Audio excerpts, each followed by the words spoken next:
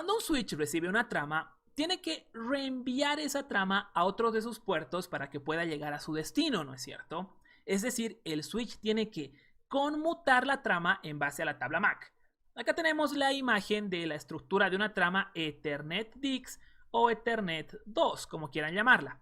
Ya sabemos que en base a la dirección de destino de la trama es que se procede a conmutar la trama. Si la dirección de destino de una trama se encuentra en su tabla MAC del switch, la trama será conmutada al puerto de salida. Si la dirección de destino no se encuentra en la tabla MAC del switch, se realiza una inundación de la trama a todos sus puertos. Recuerden que el proceso de inundación no es lo mismo que procesar una trama broadcast. Esto ya lo vimos en otros videos. Acá en nuestra topología, esta laptop 1 está enviando una trama. El switch 1 recibe la trama en este puerto y tiene que decidir a qué otro puerto va a conmutar la trama. Tiene que decidir si va a enviar la trama a través del puerto que conecta a esta laptop 2 o va a conmutar la trama a través de este puerto que le conecta con el switch 2. Independiente del puerto al cual se decida conmutar la trama en base a la tabla MAC y en base a la dirección de destino de la trama, esta operación interna de conmutación está gobernada por dos métodos de conmutación, el método Store and Forward y el método Cut Through. Comencemos explicando el primero de los métodos denominado Store and Forward. En este método, lo que hace el switch es almacenar en su memoria interna todos los bits de una trama antes de conmutarla a otro puerto de salida. El switch no puede conmutar la trama hacia el puerto de salida si todos los bits que conforman la trama no han sido recibidos en su totalidad. Lo más importante a mencionar de este método es que la trama que se reciba en un switch no va a ser conmutada a otro puerto si los datos del campo FCS no son correctos. ¿A qué nos referimos con esto? El campo FCS lo vemos acá, en la estructura de la trama. Este campo sirve para verificar la integridad de la trama. Veamos cómo funciona. Supongamos que este switch 1 está enviando esta trama, toda esta trama al switch 2. Pero antes de enviar la trama, este switch 1 realiza el cálculo denominado Cyclic Redundancy Check, CRC. Este cálculo se realiza considerando todos estos bits de la trama. No se consideran los bits de este campo preámbulo. Ahora, sin ingresar a los detalles matemáticos de esta operación CRC, el resultado de la operación matemática es introducido a este campo FCS. Supongamos que el switch 1 ha realizado esta operación CRC con estos campos que tenemos acá y el resultado es este. Resultado cálculo CRC 1, 2, 3 ABC. Este resultado es el que se introduce al campo FCS que tenemos acá. Y ahora sí, la trama es enviada al switch 2. Ok, pasemos a esta otra imagen. Ahora sí, el switch 2 está recibiendo esta trama que tenemos acá. Cuando el switch 2 recibe la trama, también realiza el mismo cálculo CRC considerando todos los bits que conforman la trama recibida. Bueno, no todos, no, estos bits que tenemos acá. No se toman en cuenta para el cálculo CRC este campo preámbulo y el campo FCS. Cuando el switch 2 realice la operación va a tener su propio resultado. Entonces, cuando el switch 2 realice su cálculo CRC, pueden ocurrir dos cosas. Primero, si el resultado CRC del switch receptor, que en nuestro caso es este switch 2, es igual a los datos almacenados en el campo FCS de la trama recibida, ¿eso qué significa? Significa que la trama llegó sin errores y por lo tanto se puede conmutar la trama hacia el puerto de salida. Si el resultado de la operación CRC del switch receptor es diferente a los datos almacenados en el campo FCS de la trama recibida, significa que la trama llegó con errores y por lo tanto se procede a descartarla, a eliminar esa trama. De nuevo, en nuestra topología, déjenme borrar esto. ¿Qué pasa en esta situación? Ok, el switch 1 envía esta trama que tenemos acá y en el campo FCS tenemos los valores que ha calculado previamente, ¿no? Estos valores, 1, 2, 3, ABC. se envía la trama. Este switch 2 recibe la trama acá en este supuesto fast Ethernet 00 y va a calcular nuevamente el CRC en base a todos estos campos que tenemos acá. El resultado en este caso es el mismo. Acá tenemos el resultado del cálculo CRC del switch 2. 1, 2, 3, ABC.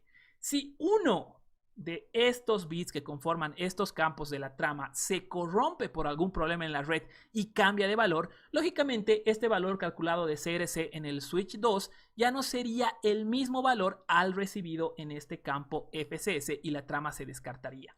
En este caso, esta trama que recibe el switch 2 no se va a descartar. No se va a descartar porque los resultados son los mismos, ¿no? El resultado que ha calculado el switch 2 es 1, 2, 3 ABC y el resultado de CRC, que ha enviado el switch 1 es también 1, 2, 3 ABC. Esto significa que la trama no tiene errores. Ahora recién el switch 2 puede proceder a conmutar la trama y de esa misma forma se va verificando que las tramas que se vayan a conmutar no tengan errores. Eso es lo bueno de este método. Si supongamos tenemos acá 4 switches y este switch 1 recibe esta trama que tiene errores, eso va a provocar que el switch 1 descarte la trama y no la siga enviando por la red hacia los siguientes switches, consumiendo recursos de manera innecesaria. ¿Por qué de manera innecesaria? Porque al final esta trama con errores no va a poder ser procesada por los dispositivos intermedios, ni tampoco va a ser procesada por el dispositivo final. Y lo mismo ocurre si supongamos acá este switch 1 envía la trama de manera correcta al switch 2, pero en su trayecto al switch 2 se corrompe la trama. En ese caso, el switch 2 sería el que descarte la trama y ya no el switch 1. En el caso que se descarte la trama, los protocolos de capas superiores son los que se deberían encargar de solicitar una retransmisión de los datos, ya sea un protocolo de la capa de aplicación o el protocolo TCP en la capa de transporte. Ahora, el problema principal que se tiene con este método de conmutación Store and Forward es el rendimiento. Y esto es lógico, ¿no? El switch o los switches tienen que almacenar en su memoria la trama entera para realizar el proceso de detección de errores y así poder recién enviar la trama a su destino. Cuando se utiliza este método de Store and Forward, los switches necesitan mayor cantidad de memoria y procesamiento para realizar estas operaciones con cada trama. Ahora pasemos al segundo método de conmutación de tramas denominado Cut-Through. Cuando un switch utiliza este método, procede a conmutar los bits que conforman la trama apenas pueda leer la dirección MAC de destino de la trama. El switch no espera a toda la trama para analizar qué hacer con ella como era en el caso anterior. Esto significa que este método no se encarga de descartar tramas cuando se tengan errores. No se realiza una verificación del campo FCS. El único dispositivo que se encarga de validar el campo FCS es el dispositivo de destino final. Si ese dispositivo encuentra errores, va a descartar la trama. Entonces, queda claro que este método, Cut-Through, nos ayuda a conmutar y enviar tramas a una mayor velocidad, pero lógicamente con el riesgo de enviar tramas con errores a través de la red. El método Cut-Through tiene dos versiones. La primera versión es Fast Forward. Esta primera versión se encarga de conmutar la trama al puerto de salida apenas pueda leer la dirección MAC de destino. En esta versión, lógicamente, se reduce la latencia de envío, pero se tienen riesgos de enviar una trama con errores a través de la red. Acá en nuestra topología, supongamos que esta trama le está llegando a este switch 2. Este switch 2 apenas reciba los bits que conforman este campo Destination Address, ya va a analizar con su tabla MAC cómo conmutar esa trama y va a comenzar a conmutar los bits al puerto de salida a pesar que no haya recibido al 100% toda la trama. No le importa eso. A través de este puerto de salida Fast Ethernet 01 ya van a comenzar a salir los bits a pesar que este switch 2 no haya recibido el total de los bits que conforman toda esta trama.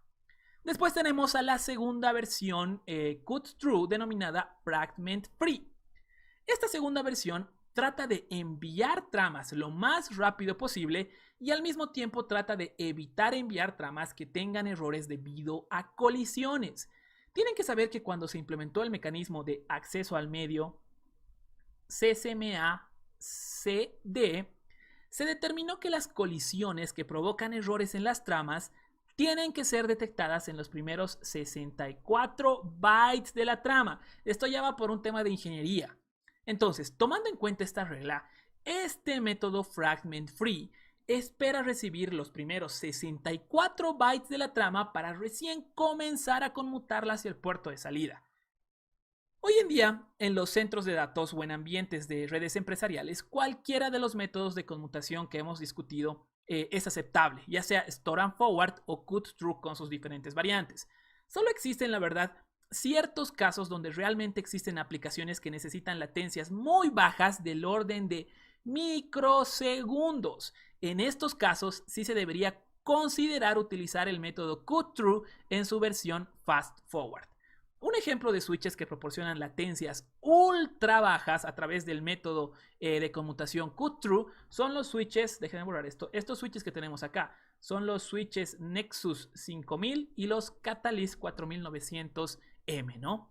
En otros casos, cuando los usuarios envíen tramas que transportan datos, por ejemplo, de protocolos como FTP o HTTP, los usuarios no van a notar la diferencia en el rendimiento de sus aplicaciones si los switches están utilizando un método u otro para la conmutación de las tramas, ya que las latencias end-to-end de estas aplicaciones comunes son del orden de decenas de milisegundos, no están en el orden de los microsegundos. Como conclusión de este video, tienen que saber que, a pesar que existen diferentes métodos de conmutación en los switches, estos métodos de conmutación no tienen que influir en nuestra elección para la adquisición de un switch. La elección de un switch para nuestras redes empresariales se basa principalmente en factores como la densidad de puertos, tipos de puertos o el costo del dispositivo, ¿no? En los dispositivos que tenemos hoy en día, el utilizar un método de conmutación u otro no tiene mayor importancia o afectación, a no ser que estemos trabajando con aplicaciones de mínima latencia, donde lógicamente conviene utilizar el método de conmutación Cut Through. TCP, Transmission Control Protocol. Como todos saben, o lo sabrán, es un protocolo que trabaja en la capa de transporte del modelo TCP/IP. Es la capa 3 del modelo TCP, del modelo original. Y trabaja en la capa 4, que también es denominada capa de transporte, del modelo OSI. En esta capa también tenemos al protocolo UDP. En esta capa tenemos al protocolo TCP y al protocolo UDP, User Datagram Protocol. Sin embargo, estos dos protocolos, TCP y UDP, tienen comportamientos totalmente diferentes cuando se trata de manejar los datos que reciben de las capas superiores. En este caso, de la capa de aplicación, presentación y sesión, si analizamos el modelo OSI, y en este caso los datos recibidos de la capa de aplicación. Como introducción, recuerda que cada capa del modelo de red provee un servicio a la capa superior y que existe el proceso de encapsulación, que seguramente ya lo conoces. Este proceso de encapsulación se da en cada capa a medida que la información generada en las capas superiores va atravesando las capas inferiores. En este proceso de encapsulación se añade información extra a los datos que se reciben de la capa superior. Estas son las capas superiores. Generan datos. Estos datos pueden representar cualquier cosa. Puede ser una solicitud de una página web, el envío de un archivo a un servidor, lo que sea, no interesa. La cuestión es que los datos son entregados a la capa de transporte. La capa de transporte añade un pedazo de información encapsulando a los datos. ¿Por qué hace esto? Pues básicamente lo hace para poder comunicarse con el protocolo que se ejecuta en la misma capa del modelo de red en el dispositivo de destino. Son datos que se utilizan para una comunicación entre protocolos. En términos más sencillos, TCP añade este pedazo de información para el cumplimiento de sus tareas y funciones que son definidas en el protocolo y que son requeridas para el cumplimiento de la comunicación, es decir, para poder brindar el servicio a las capas superiores. Recuerda que en cada capa del modelo de red existe un conjunto de protocolos asociados. Si mi computadora quiere comunicarse con este servidor, yo necesito que todos los protocolos del modelo de red cumplan sus funciones. Por lo tanto, TCP tiene un rol en la comunicación y por lo tanto añade este pedazo de información para cumplir su rol en la comunicación. Ese pedazo del cual estamos hablando tiene una denominación. Este pedazo de información que se añade se denomina header o encabezado.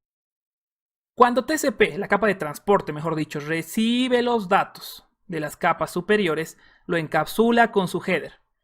Toda esta unidad, toda esta agrupación de header más datos, tiene una denominación llamada segmento.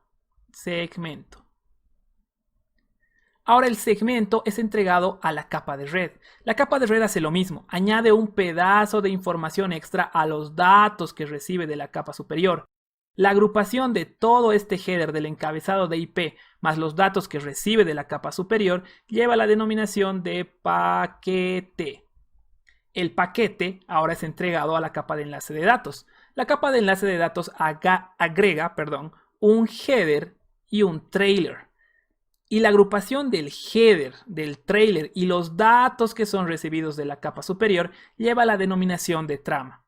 La trama ya pasa a la capa física para ser enviado al medio físico y que, recorra su camino hasta el dispositivo de destino.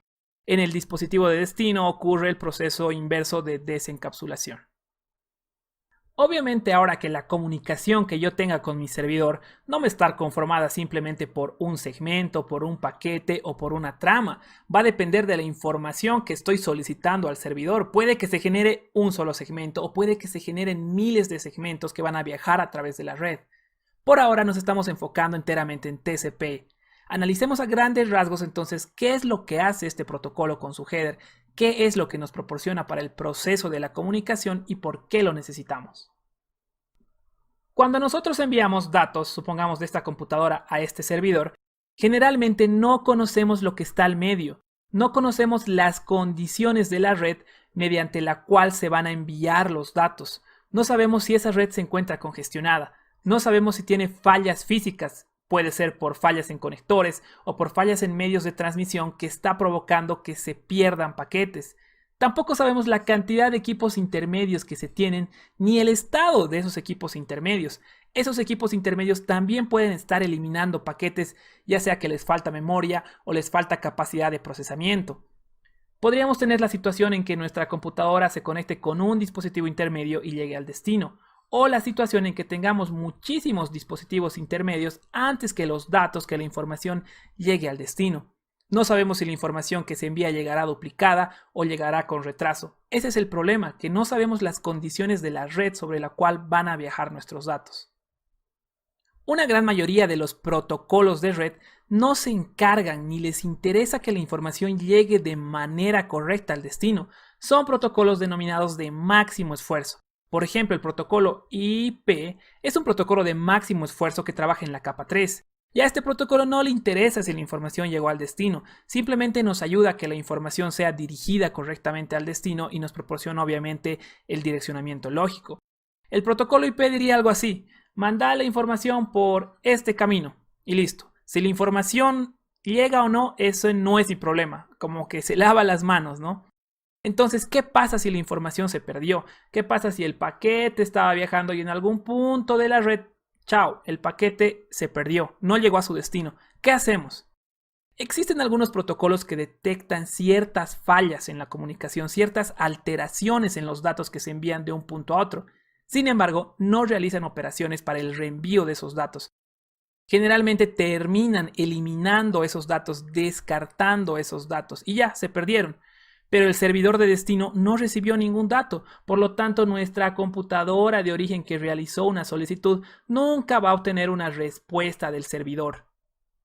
Entonces, ¿quién ayuda acá? ¿Quién hace que la información que se va perdiendo en la red llegue efectivamente al destino? Acá es donde entra en juego el protocolo TCP. TCP es un protocolo confiable que nos sirve para resolver estos problemas.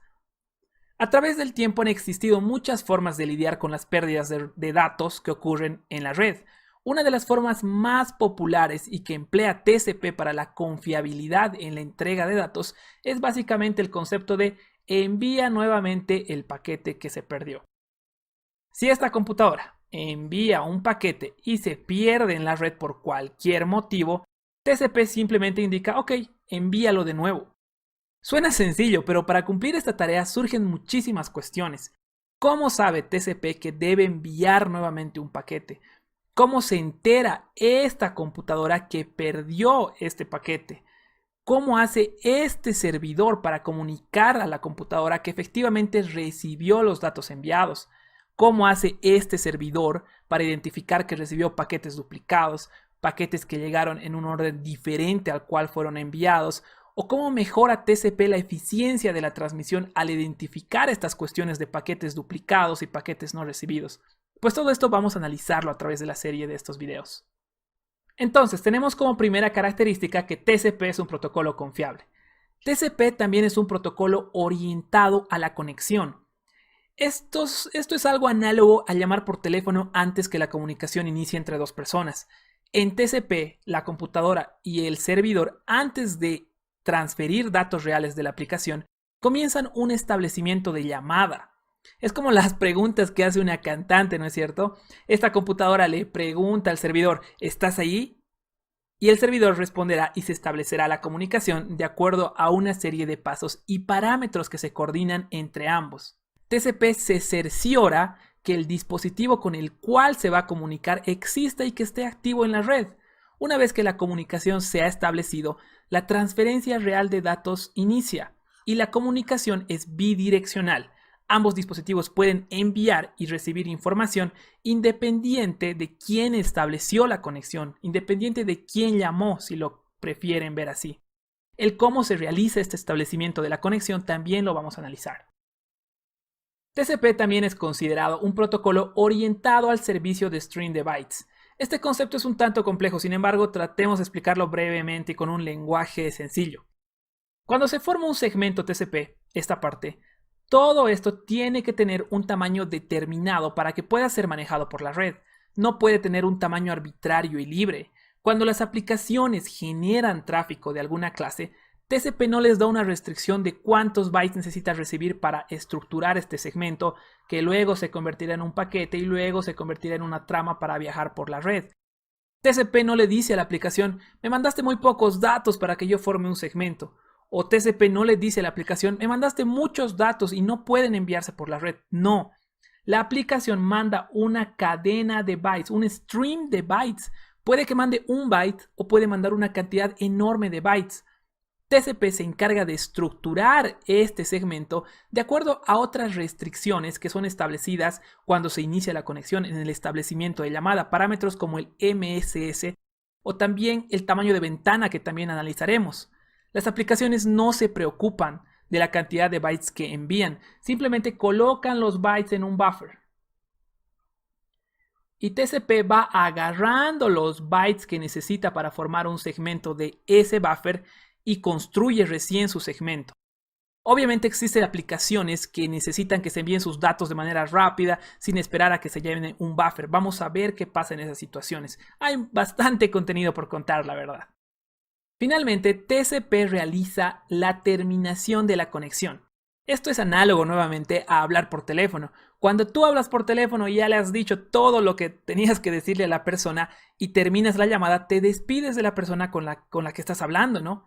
TCP realiza lo mismo. Una vez que la transacción de datos, la transacción de los datos de aplicación se ha completado, se realiza una terminación de la conexión. También vamos a analizar cómo se hace esa terminación de la conexión. En síntesis, TCP es un protocolo confiable, es un protocolo orientado a la conexión, es un protocolo orientado al servicio de stream de bytes y es un protocolo que realiza la terminación de la conexión. Tiene todas las características necesarias para enviar la información de manera confiable a través de una red que puede o no ser confiable. Vamos a explicar un par de conceptos generales sobre los cuales está construido TCP antes de ingresar a estudiar sus características más específicas.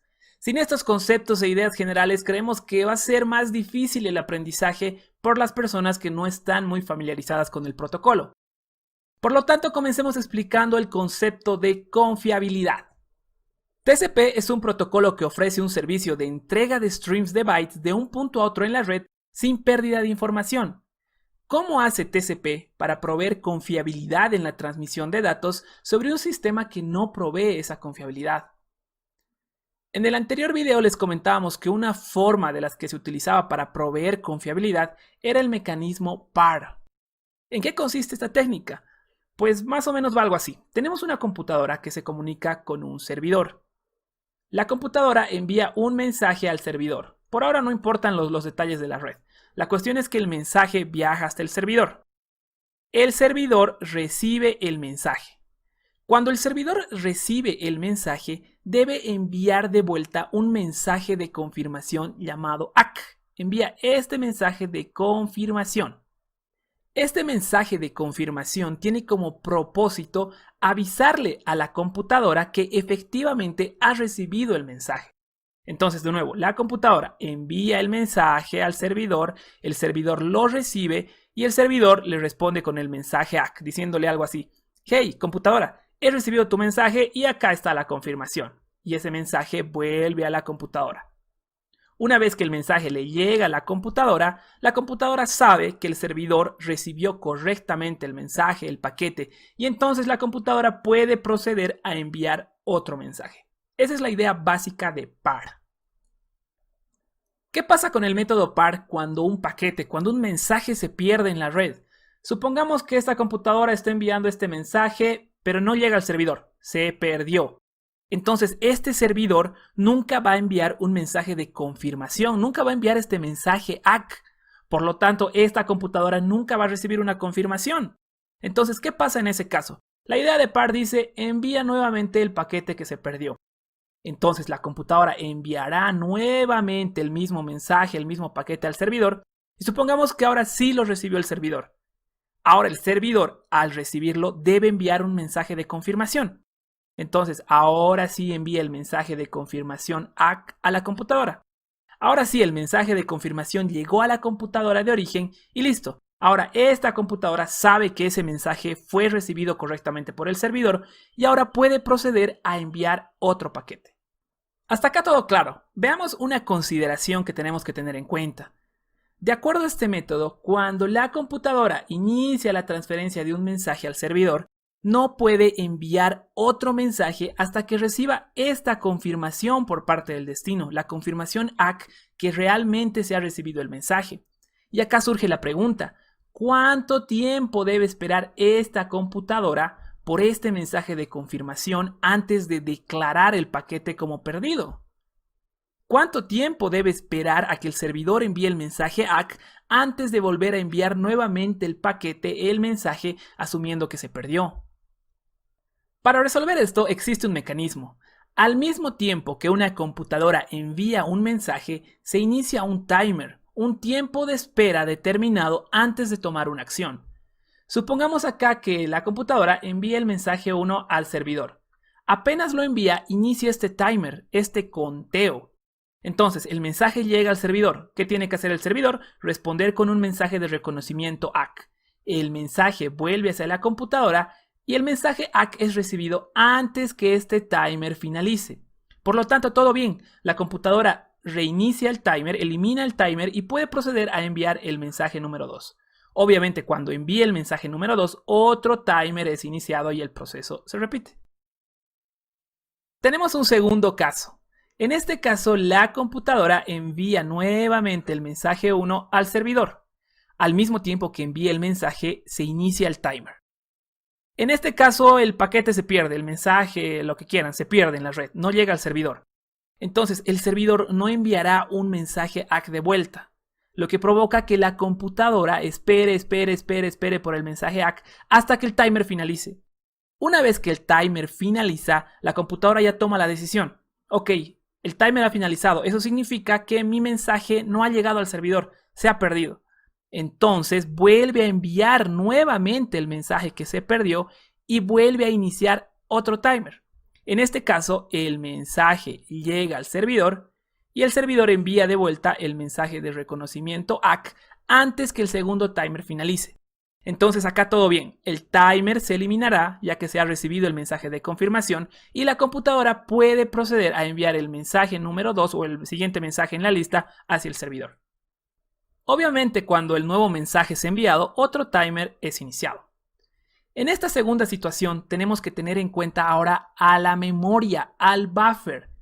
Cuando la computadora envió el mensaje y este mensaje se perdió, internamente debe existir un lugar de memoria asignado para estos mensajes, donde la computadora pueda agarrarlos nuevamente y volver a enviarlos en la red. Supongamos ahora que la computadora vuelve a enviar el mensaje 1 al servidor. El servidor recibe el mensaje y envía una confirmación de ACK. Cuando la computadora reciba la confirmación de ACK, recién va a poder eliminar el mensaje 1 de sus buffers. Y este es un concepto importante para TCP.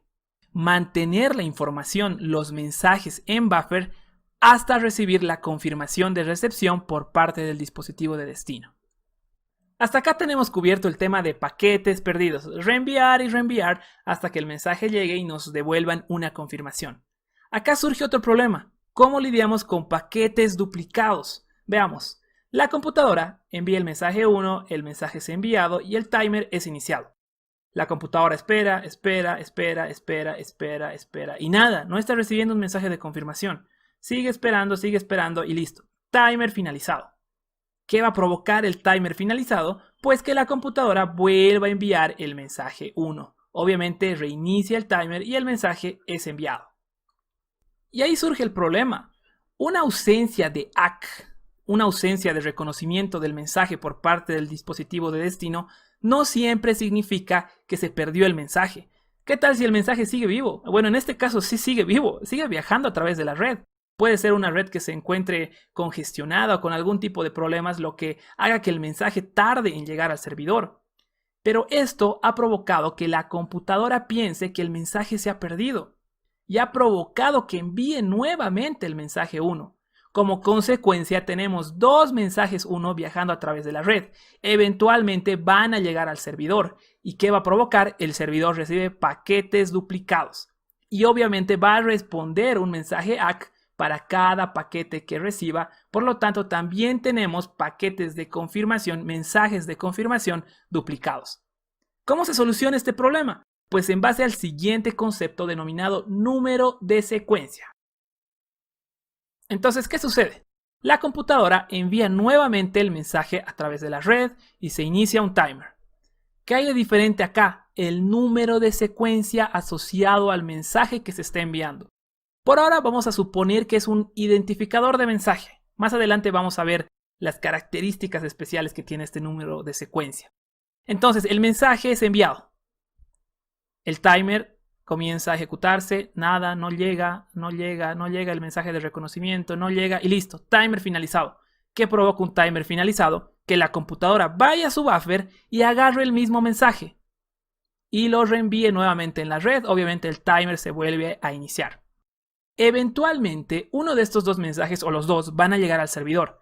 El servidor, supongamos que recibe este primer mensaje y dice: ok, he recibido el mensaje 1 de la computadora y tiene un identificador 50, un número de secuencia 50. Cuando reciba el paquete duplicado, va a ver el mismo número de secuencia en ese mensaje y va a decir: ok, acá hay un problema. He recibido el mensaje 1 con el mismo número de secuencia. Entonces se debe tratar de un mensaje duplicado y por lo tanto lo elimina. Y solo se enviará de vuelta un mensaje ACK para el primer mensaje que ha recibido. Seguramente más de uno se ha hecho la pregunta de que si este método de enviar y esperar es óptimo. O sea, tenemos a la computadora que envía un mensaje al servidor y el servidor tiene que reconocer ese mensaje antes que esta computadora pueda enviar un mensaje nuevo. No es óptimo y no es escalable y no es así como funcionan las redes. Tendríamos una red muy lenta, una red estática que espera la confirmación del ACK antes de hacer uso de la red. Tenemos una red muerta, la computadora no está usando la red, simplemente está esperando la confirmación. Y es acá donde entramos al siguiente concepto global sobre el cual está formado TCP. Este concepto es denominado mecanismo de ventana. La idea es simple: permitir al emisor, a la computadora, enviar una mayor cantidad de paquetes de mensajes sin esperar un reconocimiento. Esto permite mejorar el throughput de la red, enviar más mensajes sin esperar un mensaje ACK. Veamos entonces de manera introductoria qué hace la ventana. Supongamos que estos son la cola de mensajes que se deben enviar de la computadora al servidor. Y vamos a trabajar con una ventana de tamaño 4. ¿Qué nos proporciona este tamaño? Pues la posibilidad de enviar 4 mensajes sin la necesidad de esperar un mensaje ACK. Entonces la computadora envía el mensaje 10, 11, 12 y 13 que se encuentran dentro de la ventana. Obviamente para cada mensaje se inicia un timer. Como parte de la confiabilidad del protocolo, el servidor tiene que enviar un reconocimiento para cada mensaje que recibe. En este caso va a enviar el mensaje ACK para el mensaje 10. Cuando la computadora recibe el ACK del mensaje 10, ya sabe que este mensaje ya ha sido recibido. Por lo tanto, la ventana se desliza para dar paso al mensaje 14 que ahora puede ser enviado. El método de ventana divide a los mensajes a los paquetes en 3 porciones. Primero tenemos esta porción. Esta porción corresponde a los mensajes a los paquetes que ya han sido enviados y reconocidos por el destino, y por lo tanto se han eliminado de los buffers. El segundo bloque es este. Son los mensajes que han sido enviados y están a la espera de un reconocimiento. Y el tercer bloque son estos mensajes que aún no se envían. En el lado del receptor se tiene una ventana que funciona de manera similar. Se divide los paquetes que están a la izquierda como los paquetes que ya han sido recibidos y reconocidos. Los paquetes que se encuentran dentro de la ventana son paquetes que se esperan y para los cuales se ha asignado memoria. Y los paquetes que están a la derecha son paquetes que no serán almacenados porque el dispositivo no puede procesarlos. Cuando hablamos de ventana, tenemos que tener en cuenta otros aspectos. Uno de ellos es el tema de memoria. El servidor ahora tiene que tener consideraciones de memoria, de buffer. ¿Por qué? Pues ahora porque la computadora ha enviado varios mensajes, supongamos 4 mensajes. Esos 4 mensajes tienen que llegar en el mismo orden que fueron enviados. Esto para que puedan ser entregados correctamente a la aplicación de destino. Y para esto es necesario almacenar los paquetes hasta que todos lleguen en el orden correcto. Y acá surge otro problema. ¿Qué pasa si el servidor no puede procesar los paquetes a la velocidad que el emisor los envía? ¿Qué pasa si el emisor envía 10 paquetes, pero el servidor no tiene la capacidad ni la memoria para procesarlos? Y es acá donde se introduce el siguiente concepto, el control de flujo. El control de flujo se maneja de dos formas. Rate Based Flow Control, que es un método que dice que no puedes pasar un límite de velocidad de transferencia de datos, y el otro es el Windows Based Flow Control. Este método, el segundo método, funciona algo así. La computadora está enviando 4 paquetes gracias al tamaño de ventana. Y el servidor puede procesarlos y le dice, ok, computadora, puedo procesar tus 4 mensajes. Inclusive tengo capacidad para que me mandes 5 mensajes. Por lo tanto, se incrementa la velocidad de transmisión porque ahora estamos enviando 5 mensajes. Pero ¿qué pasa en la situación cuando otra computadora se comunique con el servidor? Ahora el servidor ya no va a tener la cantidad de memoria y la capacidad de procesamiento para procesar estos 5 paquetes. Entonces, ¿qué hace? Se comunica con el dispositivo de origen y le dice, por favor, me encuentro sobrecargado y ahora solo pásame 2 paquetes de golpe. Necesito que rebajes el tamaño de ventana a solo 2 paquetes y eso voy a poder procesar. Eso es un gran resumen del control de flujo que obviamente vamos a desarrollar más adelante. Este método de control de flujo protege al receptor, al destino de la información. Pero ¿qué pasa con este dispositivo? Con los dispositivos intermedios de la red que tal vez no pueden procesar los paquetes que se envían por la computadora. Pues para esto está el proceso de control de congestión. En este caso, en control de congestión, es el dispositivo intermedio que le indica al dispositivo de origen que también pare un poco la transferencia hasta que la congestión se solucione. Ya sabemos que el protocolo TCP trabaja en la capa 4 del modelo OSI, en la capa de transporte. Los datos, que son generados en las capas superiores, son entregados a la capa 4, a la capa de transporte. En esta capa, los datos son encapsulados con un header de capa 4, en este caso un header TCP. La agrupación de datos más un header TCP lleva la denominación de segmento. Ahora, ¿qué datos podemos encontrar acá? Pues te lo mostramos acá. Todos estos datos, ayudan al cumplimiento de las funciones de TCP, funciones que ya te hemos mencionado en anteriores videos y que vamos a desarrollar a fondo en los posteriores videos. Comencemos entonces detallando algunos de los primeros campos que nos encontramos en este header. Tenemos a los campos Source Port y Destination Port. Los diversos sistemas operativos que existen nos permiten ejecutar múltiples aplicaciones de manera simultánea. Podemos abrir, por ejemplo, una aplicación para navegar por internet, una aplicación web.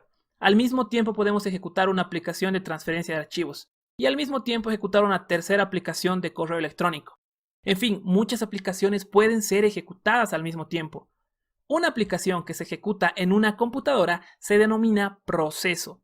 Acá tenemos, por ejemplo, algunos datos que están generando los procesos de las aplicaciones del cliente. Esos datos son enviados a las capas inferiores. Supongamos que TCP agarra esta cantidad de información del buffer. Entonces lo que hará TCP será estructurar el segmento al añadir su header delante de los datos de aplicación. Acá tenemos entonces el segmento. El segmento es enviado a la capa de red. La capa de red crea el paquete y lo envía a la capa de enlace de datos. Como resultado tenemos la trama Ethernet que está transportando datos del proceso de aplicación 3 del usuario. Ocurre lo mismo con los otros datos de otras aplicaciones. TCP va al buffer y supongamos que agarra estos 3 bloques de información. De igual forma, crea otro segmento, el nuevo segmento es enviado a la capa de red, la capa de red crea el paquete, lo envía a la capa de enlace de datos y tenemos como resultado otra trama con otros datos de aplicación.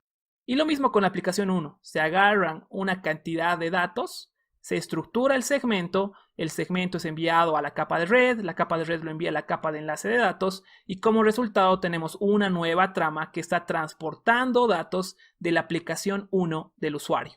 Esas tramas viajan por la red al dispositivo de destino. Acá vemos cómo se han multiplexado los datos de las diferentes aplicaciones. Cada una de estas tramas transporta datos de los diferentes procesos de aplicaciones del cliente. Por ejemplo, esta trama transporta los datos del proceso de la aplicación 1, los datos del proceso web. Esta otra trama transporta los datos del proceso 2. Esta trama los datos de proceso de la aplicación 3 del usuario. Cuando esas tramas llegan al dispositivo de destino, la capa de transporte de este servidor debe ser capaz de demultiplexar los datos que recibe y, ojo con esto, entregar los datos al proceso correcto que se ejecuta en el servidor para responder a las solicitudes. De nada sirve, supongamos un ejemplo, de nada sirve que los datos que se tienen acá, que pertenecen al proceso de aplicación 1, a la aplicación web que utiliza el protocolo HTTP, de nada sirve que esos datos vayan a parar al proceso de email en el servidor. Este proceso de email, de correo electrónico, no va a entender los datos que le han llegado, ya que no se trata de la misma aplicación. Acá tenemos una aplicación web y en el servidor los estamos entregando al proceso de aplicación de email. Recuerda que cada aplicación usa un protocolo de capa de aplicación diferente. Diferentes aplicaciones no hablan el mismo idioma. Por lo tanto, tenemos un problema. ¿Cómo podemos diferenciar hacia dónde están destinados los datos de los diferentes procesos de aplicación del cliente? ¿Cómo hace este servidor para diferenciar los datos de esta trama de los datos de esta otra trama? Sabemos que cuando las tramas llegan al dispositivo ocurre el proceso de desencapsulación. La capa de enlace de datos elimina el header y el trailer y entrega el paquete a la capa de red. La capa de red hace lo propio, elimina su header de capa 3 y entrega el segmento a la capa de transporte. La capa de transporte, de nuevo, debe ser capaz de entregar los datos a las capas superiores, pero al proceso correcto. Para solucionar este problema existe el concepto de puertos de origen y puertos de destino. Volvamos a analizar el header TCP. Acá está el header TCP y acá están estos valores: Source Port o puerto de origen y Destination Port o puerto de destino. El Source Port nos permite identificar al proceso que genera los datos en el origen. Y el Destination Port nos permite identificar al proceso al cual están destinados los datos en el dispositivo de destino. Estos dos campos tienen un tamaño de 16 bits. Con 16 bits podemos tener 65.536 valores diferentes. Los valores que vamos a encontrar dentro de este campo, dentro de este y este campo, son valores que oscilan entre el 0 y el 65.535. Acá surge otra pregunta. ¿Cómo sabe esta computadora qué números de puerto debe colocar en el header TCP para que los datos, una vez que lleguen al servidor, sean entregados al proceso correcto? Ya sabemos que en estos campos Source Port y Destination Port podemos tener 65.536 valores diferentes. Pues para esto existe un conjunto de números de puertos que se encuentran reservados para aplicaciones comunes, aplicaciones que son consideradas universales. Los procesos en los servidores escuchan los requerimientos de las aplicaciones universales y conocen el número de puerto específico para cada aplicación universal. Por ejemplo, cuando esta computadora solicita una página web a un servidor web a través del protocolo HTTP, ya se conoce que las solicitudes de los clientes deben ser realizadas al puerto de destino número 80. Los servidores web están programados para escuchar solicitudes HTTP en ese puerto y los clientes están programados para realizar solicitudes HTTP a ese puerto. Y esos datos obviamente se ven reflejados en el header TCP. El destination port será el número 80. Por lo tanto, se estructura el segmento, se lo pasa a la capa de red, a la capa de enlace de datos, se obtiene la trama es enviada al servidor, ocurre el proceso de desencapsulación y el servidor puede leer en el header TCP que el puerto de destino es 80. Gracias a este puerto, la computadora puede asegurarse que los mensajes HTTP se entreguen ahora sí al proceso correcto, en este caso al proceso web. Y ocurre lo mismo con todas las aplicaciones consideradas comunes o universales. Existe una entidad que se encarga de llevar el registro de qué puertos corresponden a qué aplicaciones. Esa entidad es la IANA.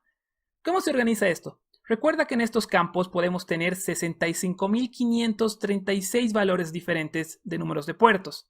Lo que se hace es agarrar todo ese número de puertos y dividirlos en 3 rangos. El primer rango corresponde a los puertos bien conocidos o puertos del sistema. El rango va desde el puerto número 0 hasta el puerto número 1023. Este rango es usado por las aplicaciones consideradas universales. Aplicaciones como la navegación web, la transferencia de archivos, aplicaciones que utilizan el protocolo SSH, el protocolo Telnet, en fin, existen una cantidad diversa de aplicaciones universales.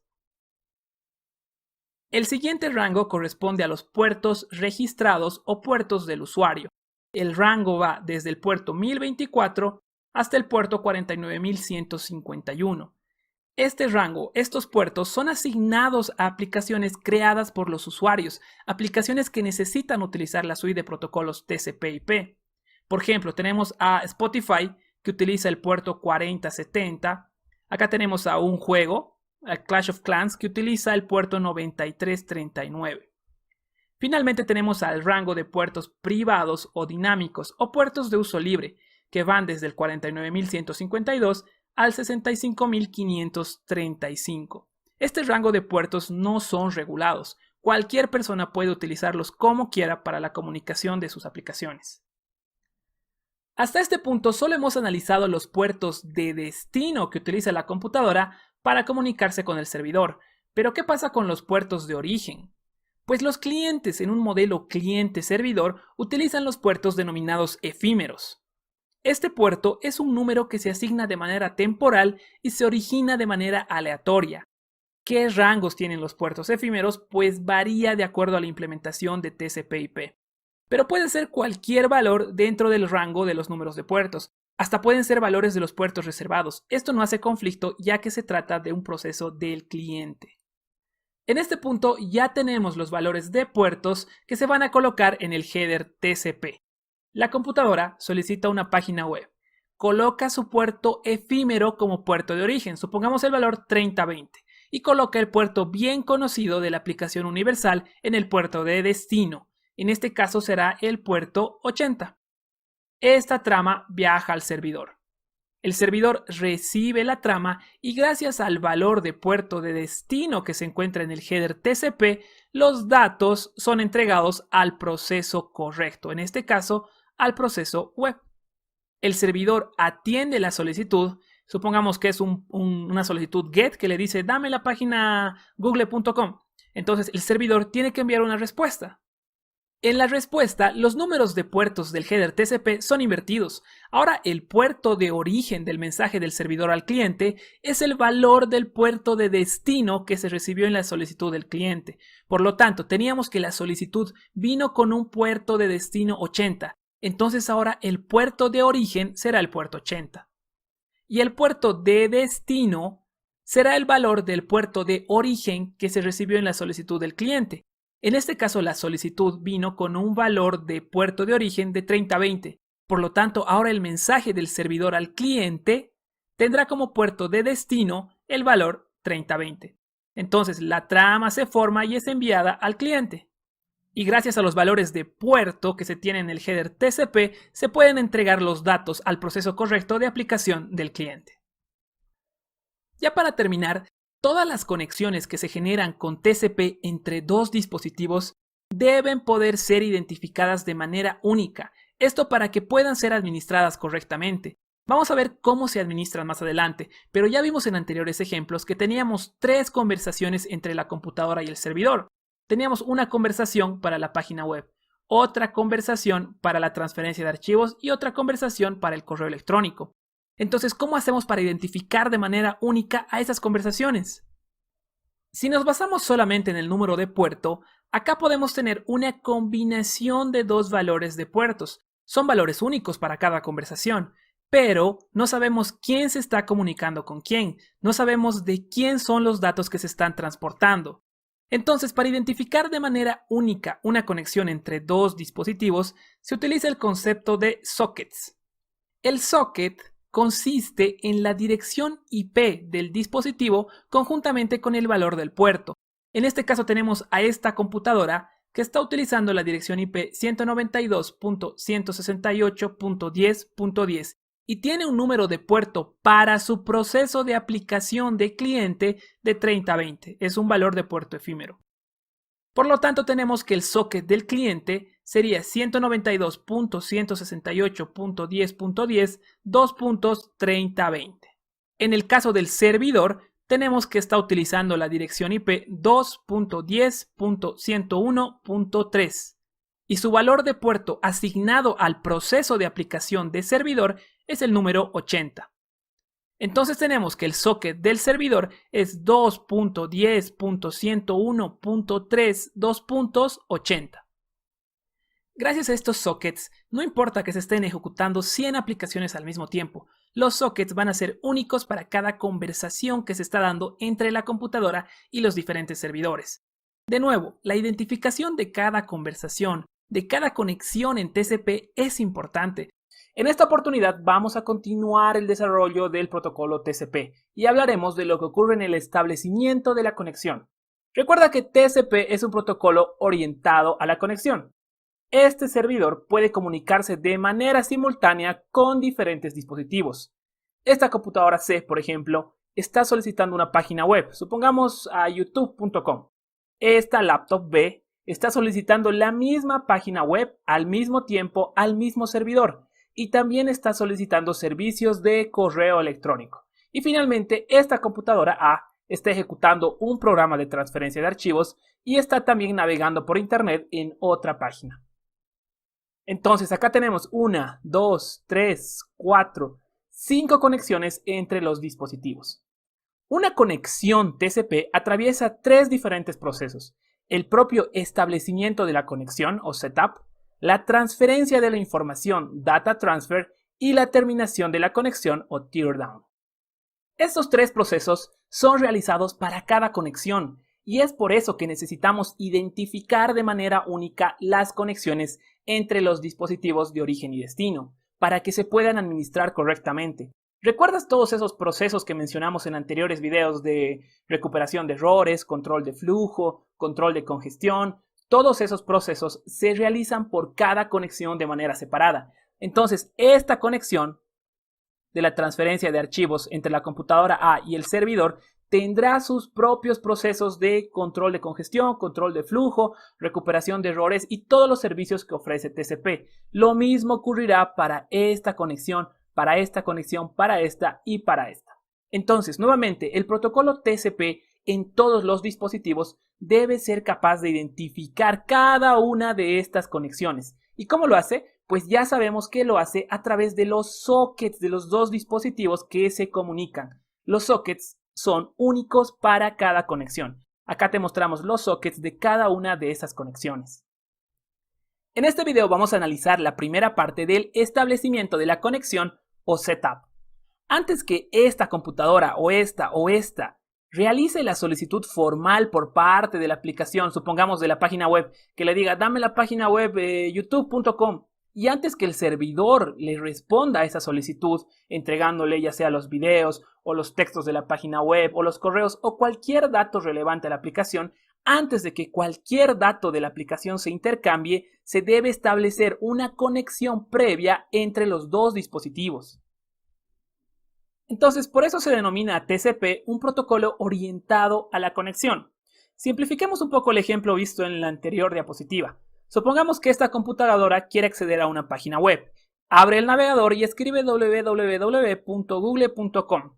Entonces, similar a lo anterior, antes que esta computadora, que la solicitud llegue formalmente al servidor y le diga, dame la página web, y antes que el servidor le responda con las imágenes, con los textos propios de la página web, antes que eso ocurra, se tiene que completar el establecimiento de la conexión. Uno de los propósitos del establecimiento de la conexión es que la computadora, a través de TCP, se cerciore que el servidor exista en la red, que esté activo.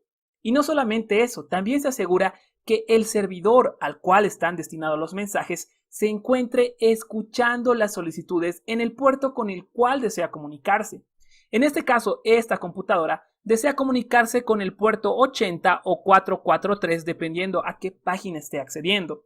Estos dos son puertos asignados a los procesos web del servidor que utilizan los protocolos HTTP y HTTPS. En otras palabras, el servidor tiene que estar ejecutando una aplicación que le permita recibir solicitudes para páginas web de los clientes. Podría tratarse, por ejemplo, de un servidor Apache. Si este proceso de Apache no se está ejecutando en el servidor, significa que el servidor no escuchará ninguna solicitud a los puertos 80 y 443, y ocurre lo mismo con las diferentes aplicaciones. Entonces, de nada sirve que este servidor se encuentre activo en la red. ¿Por qué? Porque la solicitud irá al socket. ¿Y cuál es el socket? Recuerda que el socket es la combinación de la dirección IP y el puerto. Entonces, el socket de destino es la 110.100.9.2.443. 443 porque estamos entrando a google.com y google.com utiliza el protocolo HTTPS. Entonces, ¿qué pasa? La computadora envía la solicitud de conexión al servidor. Le dice, quiero conectarme contigo en el puerto 443. El servidor recibe la solicitud de conexión y dirá, ok, he recibido este paquete para mi dirección IP, pero no tengo ningún proceso activo asociado a ese número de puerto, al 443. Por lo tanto, no sé de qué se trata esta información que me han enviado, por lo tanto, no me interesa y descarto ese paquete. Por lo tanto, la conexión no se establece con el servidor. Entonces, ese es uno de los objetivos del establecimiento de la conexión. Asegurarse que el servidor existe en la red y que el servidor se encuentre escuchando las solicitudes. Otra cosa que sucede en el establecimiento de la conexión es la definición del Transmission Control Block TCB. ¿Qué es eso? El TCB es un bloque de memoria asignado por la CPU donde se mantiene la información de cada conexión TCP de manera separada. Entonces, ¿qué pasa? Tú en tu computadora generalmente tienes varias aplicaciones. Te conectas a Google, te conectas a Facebook, estás chateando por Skype, estás escuchando música por Spotify, no importa. La cuestión es que tienes varias, pues de nuevo no existe una conexión igual a otra. Tus sockets son únicos para cada una de estas conexiones y TCP realiza sus diferentes tareas y funciones de manera separada para cada conexión. Y para realizar cada función y cada tarea se necesitan ciertos datos propios de cada una de estas conexiones. Por lo tanto, se asigna este bloque de memoria TCB de manera independiente a cada conexión. Cuando tú utilizas Spotify, automáticamente un TCB se creará propio para esa conexión. Cuando tú entras a Skype, igual, otro bloque TCB se generará para esa conexión y lo propio para las diversas aplicaciones que utilicen TCP. Estos TCBs contienen toda la información acerca de esa conexión. Contienen datos, por ejemplo, de los sockets de los dispositivos de origen y destino. También tienen datos de los señaladores o punteros hacia los buffers que almacenarán los datos propios de la aplicación que se enviarán y se recibirán. ¿Recuerdas esos buffers que te mencionamos en anteriores videos? Pues el TCB se encarga de señalar dónde están esos buffers y a qué conexión pertenecen. El TCB también tiene otros datos como el tamaño de ventana, los bytes que se han enviado, los bytes recibidos, los bytes no reconocidos. Los datos de los timers que hemos visto también se encuentran acá. En fin, todos los datos que necesita TCP para administrar cada conexión se encuentran en los diferentes TCBs. Si tienes 10 aplicaciones que utilizan TCP, tendrás 10 TCBs. Los TCBs se crean en las operaciones ActiveOpen y PassiveOpen. La operación ActiveOpen es realizada por los clientes en un modelo cliente-servidor. El cliente es el que toma el rol activo e inicia el establecimiento de la conexión hacia un servidor cuando se envía el primer segmento TCP de solicitud de conexión. En términos más sencillos, la computadora abre una aplicación. La aplicación se contacta con la capa de transporte para solicitar los servicios de TCP. Ahí se inicia el establecimiento de la conexión. Se crea y se asigna el TCB y se envía el primer segmento TCP al destino. Este primer contacto, ya lo dijimos, también sirve para cerciorarnos que este dispositivo de destino existe y nos escucha. La operación PassiveOpen es realizada por los servidores nuevamente en un modelo cliente-servidor. La operación se realiza cuando las capas superiores del servidor contactan a TCP y le dicen: mira, estoy acá escuchando las solicitudes que me hagan los clientes a este puerto en particular, es decir, a un proceso de aplicación de servidor que utiliza un protocolo. Se denomina pasivo porque el servidor no hace nada, toma un enfoque súper relax, simplemente avisa a TCP que está escuchando solicitudes en un puerto.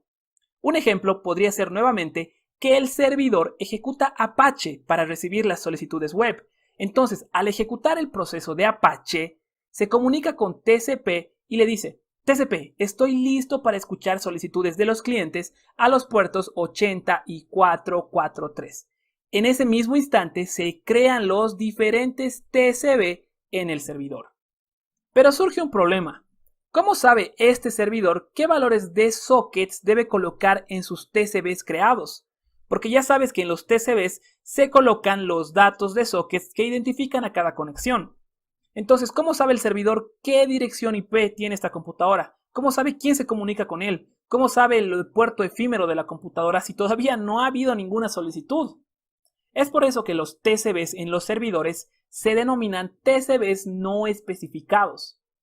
¿Qué quiere decir? Pues que los datos de sockets de los clientes no se encuentran especificados en los TCBs de servidores cuando estos son creados. Entonces, cuando se realiza una operación ActiveOpen por parte del cliente y se envía el primer segmento TCP de solicitud de conexión, es recién en ese momento que el servidor puede asociar el socket del cliente recibido a un TCB creado previamente en la operación PassiveOpen. Obviamente, este TCB debe corresponder al proceso con el cual quiere comunicarse el cliente. En el proceso de la creación de TCBs en los servidores ocurre algo diferente a los clientes. Supongamos nuevamente el ejemplo de Apache. Cuando se ejecuta Apache en el servidor, no se crea simplemente un TCB, sino diversos TCBs. Diversos TCBs se crean al mismo tiempo. ¿Por qué? Básicamente porque esto permite que el servidor se encuentre listo para recibir las operaciones ActiveOpen de los diferentes clientes en su red. Si viene otra computadora en la red, realiza una operación ActiveOpen también hacia el servidor, una solicitud de conexión. Esto le permite al servidor estar listo para recibir las conexiones. Ya tiene un TCB listo para atender esa solicitud. Otra cosa que ocurre en el proceso de establecimiento de la conexión es la definición de los números de secuencia iniciales, estos valores del header. Estos valores de número de secuencia se utilizan para identificar todos los segmentos que se envían y se reciben. Vamos a hablar más adelante de estos números de secuencia. Otra cosa que ocurre en este proceso de establecimiento de la conexión es que se pueden intercambiar parámetros opcionales para esa conexión en particular, parámetros como el MSS o el Selective Acknowledgement. Estos datos se pueden encontrar en esta parte del header TCP. Ahora que ya conocemos de manera general lo que se realiza en el establecimiento de la conexión, veamos a gran escala qué tipos de segmentos o mensajes se intercambian entre los dispositivos para que se pueda establecer la conexión. De nuevo tenemos a nuestra computadora. El usuario de la computadora quiere conectarse a Skype para chatear. A estas alturas ya sabes que cualquier aplicación que utilice TCP primero debe establecer una conexión. con el servidor. Entonces, ¿qué pasa? La computadora envía la solicitud de conexión al servidor. Este primer segmento, este primer mensaje que se envía, se denomina segmento SYN. ¿Cómo identificamos este segmento SYN? Pues lo podemos identificar a través del header TCP en este campo. Este campo tendrá un valor de 1. Esto lo vamos a ver más adelante cuando hagamos capturas de tráfico con Wireshark. Existe un segundo mensaje que se utiliza para el establecimiento de la conexión. Es el mensaje ACK. El mensaje ACK, como debes suponer, es usado para notificar al dispositivo de origen sobre la recepción del segmento que envió. ¿Cómo identificamos un segmento ACK? Pues a través de este campo en el header TCP, que también tendrá un valor de 1. Y acá finalizamos este video que esperamos haya sido de su agrado. En el siguiente video ya analizaremos a gran detalle el intercambio de mensajes para el establecimiento de la conexión. Vayamos de lleno a estudiar el proceso de establecimiento de la conexión. Para que se establezca la conexión, cada dispositivo involucrado tiene que enviar un mensaje SYN de sincronización y un mensaje ACK de reconocimiento. Si no entienden alguno de los términos de este video, les recomendamos ver los anteriores videos de la serie TCP. Entonces comencemos. Por un lado tenemos al servidor que ya realizó el proceso Passive Open creando sus TCPs no especificados y ya se encuentra escuchando las solicitudes de los clientes en un puerto. Por el otro lado tenemos al cliente que está realizando la operación Active Open, crea su TCP y envía el primer segmento o mensaje que se necesita para el establecimiento de la conexión, el mensaje SYN. Este proceso de intercambio de mensajes para el establecimiento de la conexión que vamos a analizar se denomina Three-Way Handshake. Analicemos entonces el primer mensaje que se envía. Ya sabemos que se trata de este mensaje SYN. Este mensaje SYN no lleva datos de aplicación. Estos datos no existen. Simplemente se trata de un segmento TCP sin datos de aplicación. Obviamente se encuentra encapsulado por el header IP y el header y el trailer de la capa 2. Este header TCP que vemos acá contiene un par de datos importantes para el establecimiento de la conexión que debemos conocer. Uno de los primeros valores que necesitamos conocer es el SYN flag que se encuentra con un valor de 1. ¿Dónde encontramos ese SYN flag en el header TCP? Pues lo encontramos acá. Entonces, ¿qué pasa cuando un dispositivo recibe un segmento TCP con este valor de SYN flag en 1? Pues ya sabrá que se trata de un segmento que está solicitando establecimiento de conexión. El otro de los valores que nos interesa conocer es este valor, el número de secuencia inicial, que en nuestro ejemplo lo representamos con la letra X. Este número de secuencia inicial se verá reflejado en el header en este campo denominado número de secuencia. El número de secuencia es un valor aleatorio. Vamos a analizar su función más adelante. Entonces, este primer mensaje SYN se envía al dispositivo de destino. Cuando el servidor recibe ese mensaje, lo identifica a través del flag SYN que se encuentra activado en el header. Por lo tanto, sabe que debe responder con un mensaje denominado SYN ACK, que tiene como propósito reconocer que recibió el primer segmento SYN e indicar a la computadora de origen que responde y continúa con el establecimiento de la conexión. Este mensaje SYN ACK también es un segmento TCP que no tiene datos de aplicación. En este mensaje SYN ACK, el flag ACK y el flag SYN se encuentran con un valor de 1. Estos dos flags los encontramos acá en el header TCP. Este es el flag ACK y el flag SYN ya lo conocen, se encuentra acá. Ahora, este nuevo mensaje SYN ACK también debe introducir al header TCP un número de secuencia inicial que también va en este campo. En este caso vamos a representar al número de secuencia inicial del servidor con la letra Y. Existe un cuarto valor que se introduce en este campo, número de reconocimiento, el ACK number. Este valor es usado para notificar al emisor sobre la recepción de su mensaje previamente enviado. Sirve para reconocer un mensaje. Entonces, este valor que encontraremos acá en este campo del header TCP es igual al número de secuencia inicial recibido más 1. Entonces, ¿qué número de secuencia inicial recibió el servidor? Recuerda que el primer mensaje fue este mensaje SYN que tiene un número de secuencia inicial igual a X. Entonces, el número de ACK que va a responder el servidor va a ser igual a X más 1 y ese valor se va a ver reflejado en este campo del header TCP.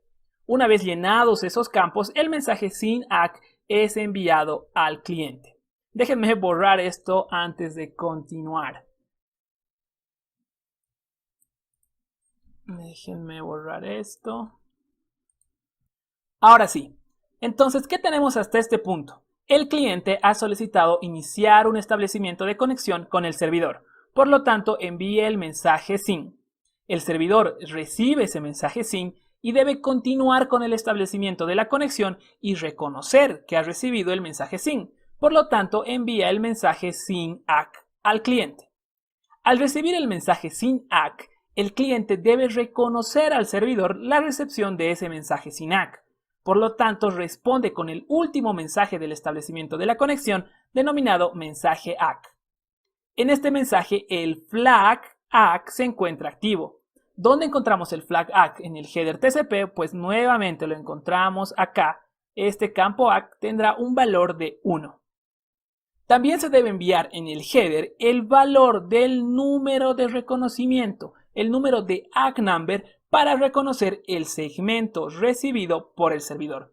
¿Qué valor tendrá este campo número de reconocimiento o ACK number? Pues nuevamente el valor de ACK number será igual al número de secuencia inicial recibido más 1. Entonces, ¿qué valor de número de secuencia inicial recibió el cliente por parte del servidor? Recibió el valor el número de secuencia inicial de Y. Por lo tanto, tendremos en este campo número de reconocimiento el valor de Y más 1, que lo vemos reflejado acá. El ACK number es igual a Y más 1. Entonces, una vez que se tienen esos datos, se envían al servidor. Cuando el servidor recibe ese mensaje ACK, la conexión está finalmente establecida.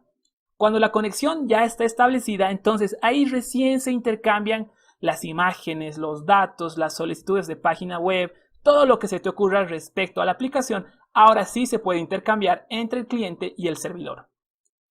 Existe un segundo modo de establecimiento de la conexión denominado conexión de apertura simultánea, es decir, dos procesos active-open. Esto ocurre cuando tenemos dos dispositivos nuevamente que están realizando el proceso de active-open al mismo tiempo. Esto es muy raro que ocurra, sin embargo, en estos casos se envían no 3 mensajes de establecimiento de la conexión, sino 4. Un mensaje SYN se envía por la computadora para solicitar el establecimiento de la conexión y al mismo tiempo la otra computadora envía otro mensaje SYN. Ahí ya tenemos 2 mensajes.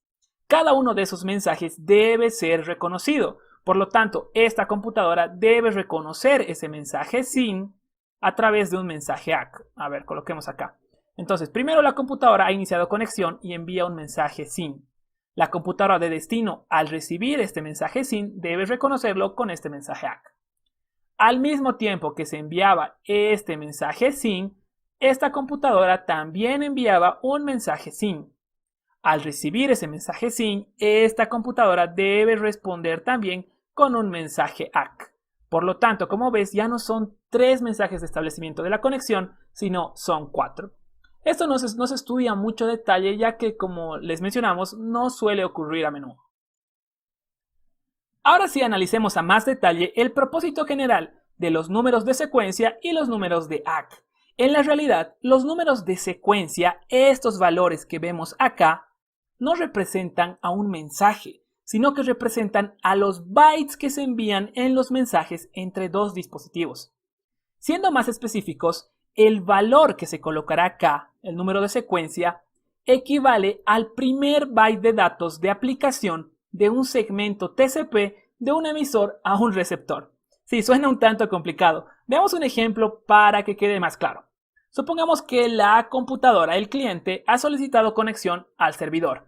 Entonces le ha enviado un mensaje SYN, el servidor le ha enviado un mensaje SYN más ACK y el cliente le ha devuelto finalmente un mensaje ACK. La conexión ya establecida y le ha mandado una solicitud de página web. Entonces el servidor le va a enviar la página web. Supongamos que esta es la página web. Ahí tenemos. Entonces esa página web es representada por 4 bytes. Obviamente esto no es real, es simplemente a modo de ejemplo. Ya sabes que TCP agarra una cantidad de bytes y los coloca en un segmento, como vemos acá. Cada uno de estos bytes que se coloca en el segmento es representado por un número de secuencia. Supongamos a partir del número 11. Entonces, este primer byte llevará el número de secuencia 11, este segundo byte el número de secuencia 12, este tercer byte el 13, este el 14, y si llegan más bytes, irán tomando un número de secuencia de manera secuencial. Entonces será el número 15, este otro será el número 16, y así sucesivamente. Sin embargo, a pesar de que todos los bytes son identificados, dentro del header TCP, en el campo del número de secuencia, debemos introducir el número de secuencia que equivale al primer byte de datos de aplicación de un segmento TCP de un emisor a un receptor. Entonces, en nuestro caso, ¿cuál fue nuestro primer byte? Nuestro primer byte fue este, que lleva el número de secuencia 11. Entonces, ese número 11 se verá reflejado en este campo, el número 11. Y finalmente, el segmento será enviado al cliente. ¿Y qué pasaba cuando un cliente recibía un segmento TCP? Pues el dispositivo o el cliente que recibía un segmento TCP debía confirmar la recepción de ese segmento. ¿Y cómo lo confirma? Pues a través del valor que tenemos acá, a través del valor de número de reconocimiento. Déjenme borrar nuevamente esto para que expliquemos el número de reconocimiento.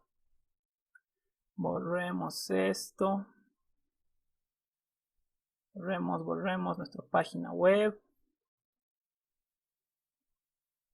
Y ya.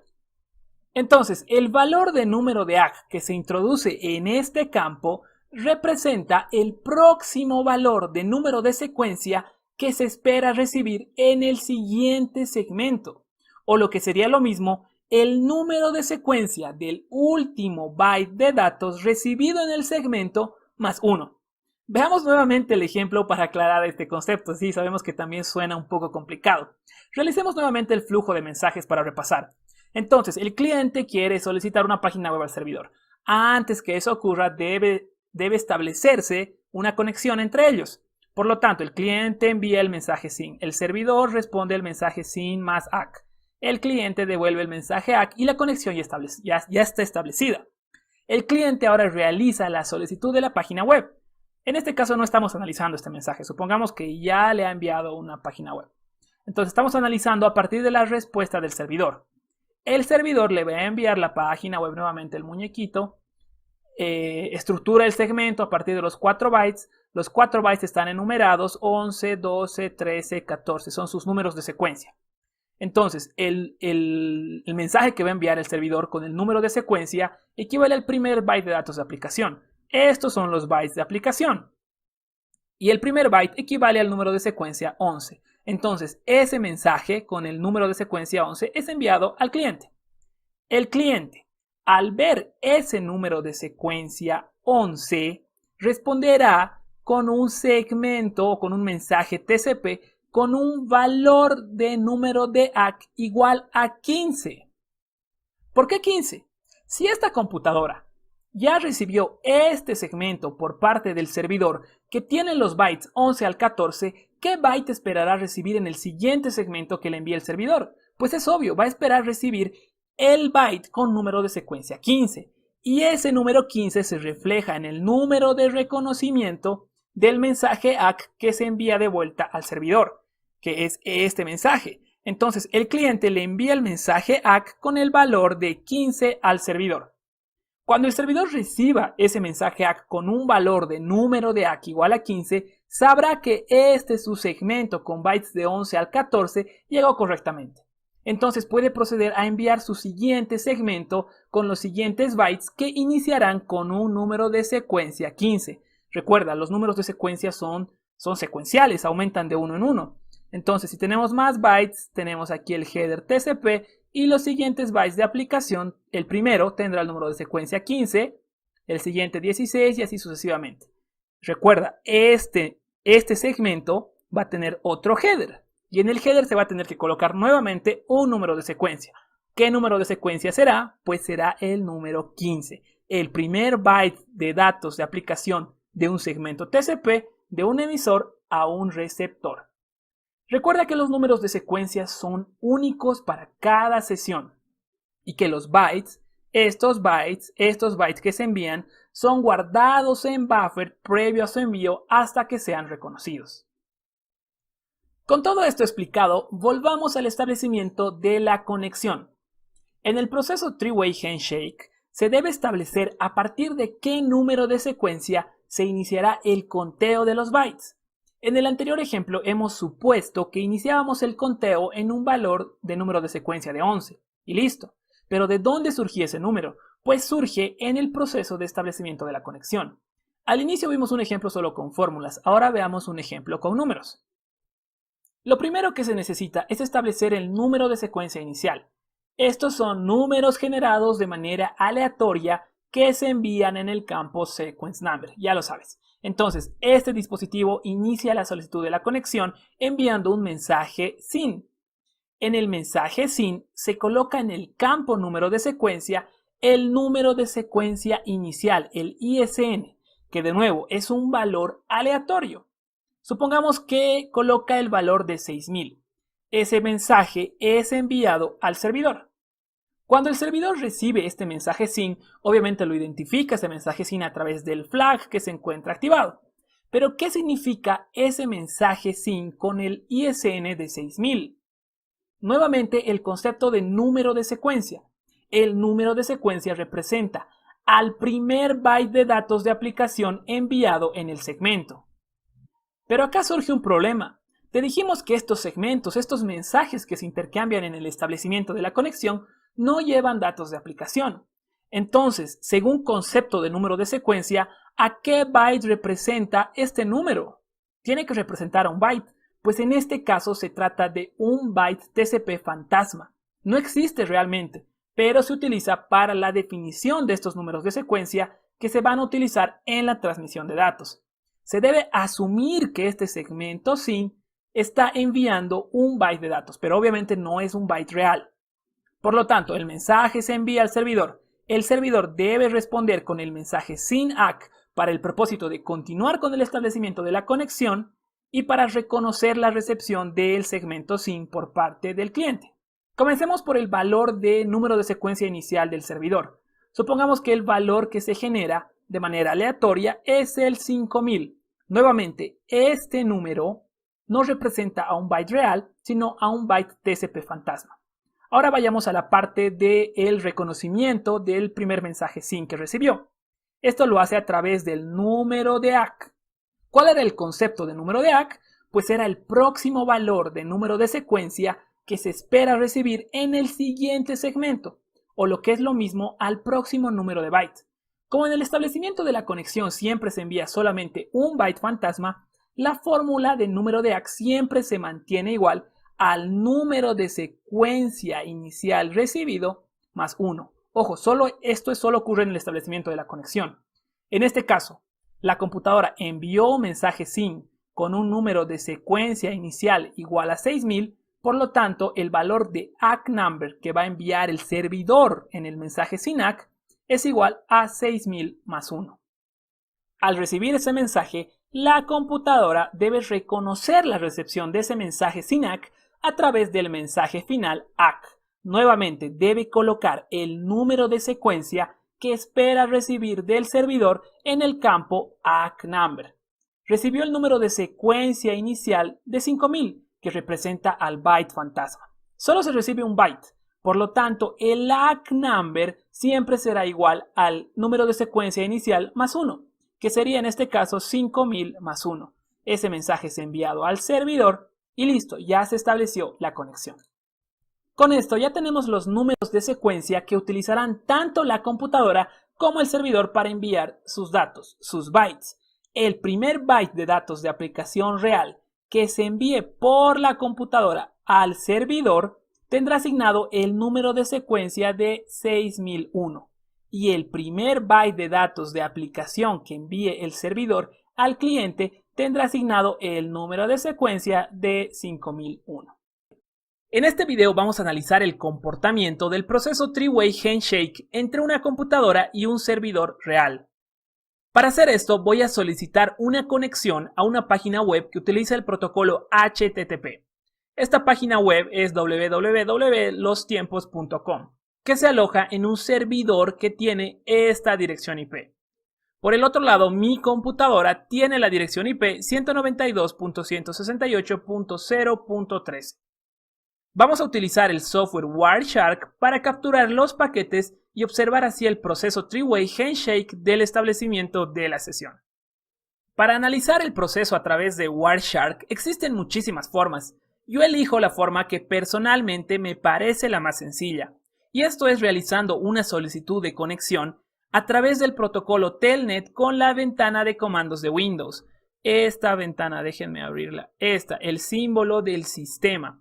Básicamente lo que voy a hacer va a ser solicitar una conexión al puerto 80 del servidor, pero sin solicitar el contenido de la página web en sí. O sea, solo voy a ver este establecimiento de la conexión, el envío del mensaje SYN, la respuesta del mensaje SYN-ACK y el envío por parte de mi computadora del mensaje final ACK. No voy a ver este intercambio de mensajes que se da una vez que se establece la conexión. Es decir, que no voy a ver los mensajes, los segmentos que contienen los textos, las imágenes y los videos. ¿Por qué lo hago así? Porque aún no hemos estudiado el comportamiento del protocolo cuando los datos reales de la aplicación se están intercambiando. Es por ello que quiero evitar confusiones y solo analizar lo que nos interesa. Entonces, tenemos que abrir la ventana del símbolo del sistema. Déjenme abrirla nuevamente. Acá está. En esta ventana tenemos que ejecutar este comando que vemos en la presentación. Telnet espacio dirección IP espacio número de puerto. Obviamente estos datos corresponden al servidor con el cual deseamos establecer una conexión. Yo coloco el número de puerto 80 porque sé que este servidor está escuchando solicitudes en ese puerto. Obviamente, antes de ejecutar este comando en el símbolo del sistema, necesitamos ejecutar el software Wireshark para que capture los paquetes. Además, vamos a aplicar filtros para no observar otros paquetes que se puedan estar generando. En mi caso tengo muchos programas abiertos y no quiero observar esos paquetes. Déjenme abrir Wireshark. Acá ya lo tengo. Y ya he colocado los filtros que me van a permitir observar solo los paquetes que me interesan. En este caso, este filtro IP.src igual dirección IP del servidor me va a mostrar paquetes con dirección de origen del servidor. Y este filtro IP.dst igual dirección IP del servidor me va a permitir observar paquetes con dirección IP de destino del servidor. Si queremos emplear ambos filtros, debemos escribir la palabra OR entre los dos filtros. Entonces le damos a ejecutar. Ya está aplicado el filtro y tenemos todo listo para hacer la prueba. La ventana ya la tenemos acá. Algo que les quería mencionar es que para obtener la dirección IP de un servidor, por si no lo saben, simplemente pueden hacer ping a la página web del servidor. En este caso, lostiempos.com. Y listo. Como ven, ya he obtenido la dirección IP del servidor, el cual está alojando la página web lostiempos.com. Pero podrían hacer la prueba con otro servidor. Por ejemplo, a ver, el servidor de CNN. Ping www.cnnenespañol.com. Y como ven, ahí tenemos la dirección IP del servidor de CNN. Ok, déjenme limpiar esto. Voy a capturar nuevamente. Ya está picado el filtro, entonces ya podemos hacer la prueba. Ejecutamos el comando 45.79.163.254 espacio 80 y van a ver en la ventana del Wireshark cómo se generan los paquetes del establecimiento de la conexión. Y listo, como ven ahí tenemos ya generados los tres paquetes, el SYN, el SYN-ACK y ACK. Déjenme parar la captura. Y listo, ahora sí podemos realizar el análisis del establecimiento de la conexión. Tenemos al primer paquete que va desde mi computadora al servidor. Aquí vemos mi dirección IP. Hagamos un repaso súper rápido del establecimiento de la conexión. El primer mensaje que se envía, acá. El primer mensaje que se envía es un mensaje SYN desde el dispositivo que quiere iniciar la conexión con otro. Se envía un mensaje SYN con un número de secuencia inicial con un valor aleatorio y el SYN flag se encuentra activado. Al recibir ese mensaje, el servidor responderá con un mensaje SYN ACK en el cual genera un número de secuencia inicial también aleatorio. Los flags ACK y SYN se encuentran activados y el número de ACK es igual al número de secuencia inicial recibido en el mensaje SYN más 1. Una vez que esta computadora recibe el mensaje SYN ACK, responde finalmente con el mensaje ACK. Este mensaje tiene el ACK flag activo y el número de ACK es igual al número de secuencia inicial recibido en el mensaje SYN ACK más 1. Dicho eso, volvamos a nuestra captura. Acá está la captura. Entonces, acá tenemos los 3 mensajes que se intercambian en el establecimiento de la conexión. Veamos el contenido del header TCP del primer mensaje. Le hacen clic. Acá tenemos la trama, el paquete y acá está Transmission Control Protocol, su header. Le hacen clic a la flecha y pueden ver el contenido que está dentro. Ampliemos un poco esto. Y veamos el número de secuencia. 0. ¿Por qué 0? A ver, veamos el otro mensaje SYN ACK. Igual estamos en el mensaje SYN ACK y vemos el número de secuencia que también es 0. De entrada algo no está bien ahí. Ese número de secuencia es 0, ¿por qué? ¿Por qué 0 si les dijimos que se trata de un número de secuencia inicial aleatorio? Y ese número 0 figura en ambos mensajes, en el SYN y en el SYN ACK. Bueno, la cuestión es que Wireshark no te muestra los números de secuencia iniciales reales, sino que te muestra números de secuencia y ACK relativos al primer segmento visto para una sesión entre 2 dispositivos. Esto significa que todos los números de secuencia y ACK siempre comienzan en 0 para el primer segmento de la sesión. Y como ves, Wireshark te lo dice acá. Vean acá, número de secuencia 0, número de secuencia relativo y número de ACK number relativo. Si desean observar los números de ACK y secuencias reales, tienen que desactivar la característica de números relativos.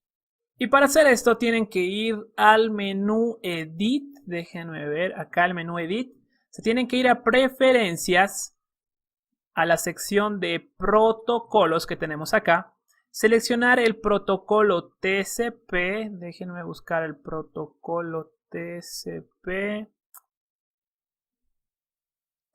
acá y desactivar esta característica, Relative Sequence Number.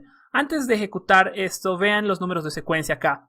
Tenemos el 0 y el ACK number de 1. Cuando le dé a OK van a cambiar esos números a los valores reales.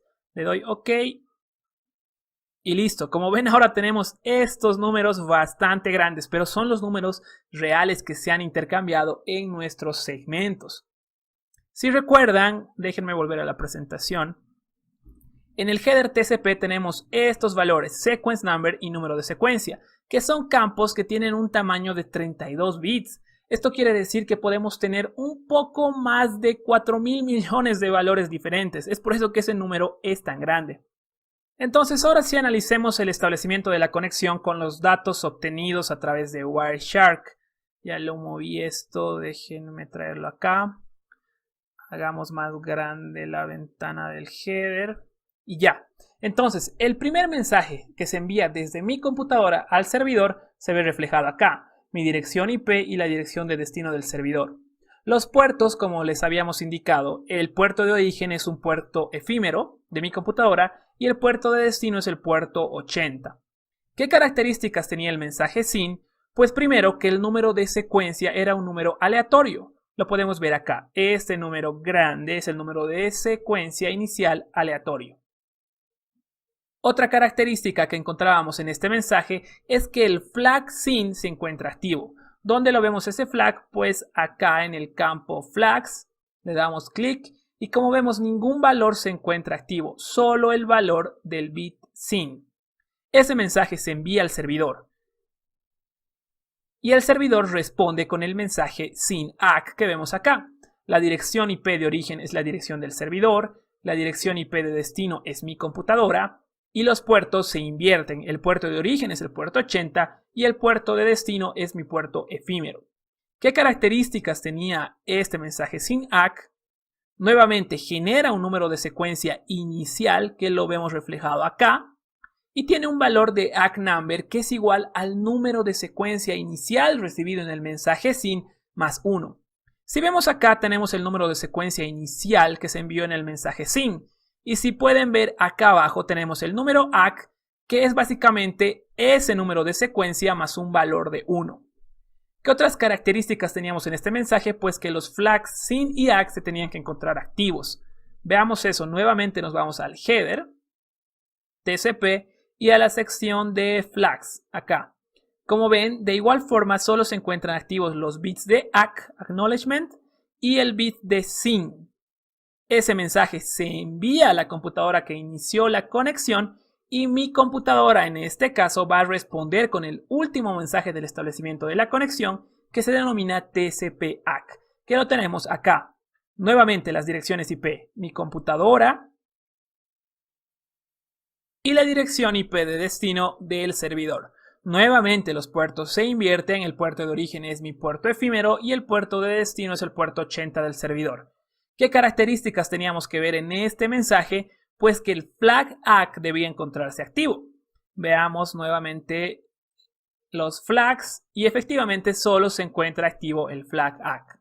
Y el número de ACK tenía que ser igual al número de secuencia inicial recibido en el mensaje SYN ACK más 1. Si nos fijamos, el número de secuencia inicial del mensaje SYN ACK es este y el número de ACK corresponde a ese número de secuencia inicial más un valor de 1. Si ustedes lo desean, pueden realizar esta misma prueba, pero conectándose a una página web. Sin embargo, les recomendamos aplicar los filtros o les va a costar trabajo encontrar los segmentos relevantes al establecimiento de la conexión. Hagamos la prueba con la página de CNN. Yo ya tengo la dirección IP, sin embargo, quiero que vean nuevamente el proceso de obtener la dirección IP. Ahí está la dirección IP, la tienen que colocar en el filtro de Wireshark. Déjenme traer Wireshark acá. Acá está, ya lo tengo listo el filtro y solo queda en ingresar a la página web. Le doy Enter y listo. Esto era lo que quería evitar, ver todos estos mensajes. Y eso lo hemos evitado con el método que les mostré, ¿no? Con Telnet. Entonces paramos la captura de tráfico y nos vamos a buscar el establecimiento de la conexión que, como lo ven, se encuentra acá.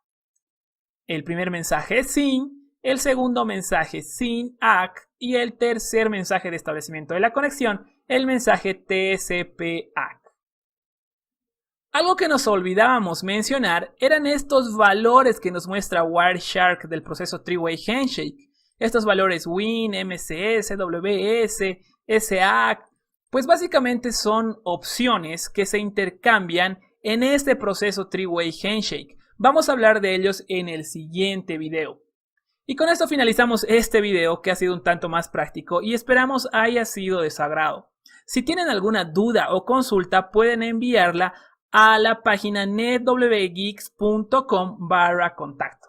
Vayamos de lleno a analizar las opciones. Una de las opciones más importantes que vamos a estudiar es el tamaño máximo del segmento MSS. En el establecimiento de la conexión TCP se pueden intercambiar un conjunto de parámetros opcionales muy aparte de estos datos que se intercambian de número de secuencia, número de reconocimiento y los flags ACK y SYN. Las opciones que son intercambiadas ayudan a definir cómo debe operar la sesión TCP. Y para el intercambio de esos parámetros existe este campo denominado opciones que tiene un tamaño variable. Ese tamaño variable permite tener flexibilidad a la hora de añadir diferentes opciones que tengan diferentes propósitos para la sesión TCP. Vamos a ir viendo qué propósitos tienen las diferentes opciones. Sin embargo, antes de analizar las opciones, debemos conocer este campo DO, Data Offset, que tiene un tamaño de 4 bits. Se denomina Data Offset debido a que indica a cuántos bytes desde el inicio del segmento TCP se encuentran los datos de aplicación. Por lo tanto, este campo DO nos proporciona el tamaño de nuestro header TCP en palabras de 4 bytes. ¿Qué significa esto? Pues si nosotros encontramos en este campo un valor de 5, debemos multiplicarlo por 4 bytes y así vamos a obtener el tamaño del header TCP. En este caso tendríamos que multiplicar 5 por 4, que nos daría 20 bytes. 20 bytes es el tamaño mínimo que puede tener el header TCP. ¿Y qué significa eso? Que en este campo de O nunca vamos a ver un valor inferior a 5. Siempre vamos a ver un valor de 5 o superior. ¿Qué pasaría si nos encontramos en este campo un valor de 8? De igual forma tenemos que multiplicarlo, 8 por 4 nos da 32 bytes, que sería el tamaño del header TCP. Debido a este campo data offset, existe una regla que deben memorizarla. El tamaño del header TCP siempre es múltiplo de 4 bytes. ¿Por qué es importante conocer esto? Es importante porque cada opción que se intercambia en el header TCP puede tener un tamaño variable, ya sea de 2 bytes, 3 bytes, 1 byte o de cualquier tamaño, no importa. La cuestión es que no podemos tener un header TCP de un tamaño de 21 bytes, de 22 bytes, de 23 bytes. Sí o sí tiene que ser 20 bytes o saltar directamente hasta un múltiplo de 4. Podría ser 24 bytes, 28 bytes, 32 bytes. Entonces, seguro se preguntan, ¿y cómo hacemos para llegar a un múltiplo de 4 si en el campo opciones estamos enviando un byte? Pues para esto existe este campo denominado padding. Este campo lo que hace es rellenar con ceros hasta llegar al siguiente múltiplo de 4 bytes. Cada opción que se intercambia en el header TCP tiene una estructura que comienza con un byte que indica el tipo de opción que se está intercambiando. Este campo de un byte es denominado option kind. Después tenemos otro campo también de un byte que indica el tamaño del campo opciones en bytes y es denominado tamaño de opciones. Este campo tamaño de opciones considera el byte del option kind más su propio byte de tamaño de opciones y estos bytes que ya pertenecen a los datos de la opción.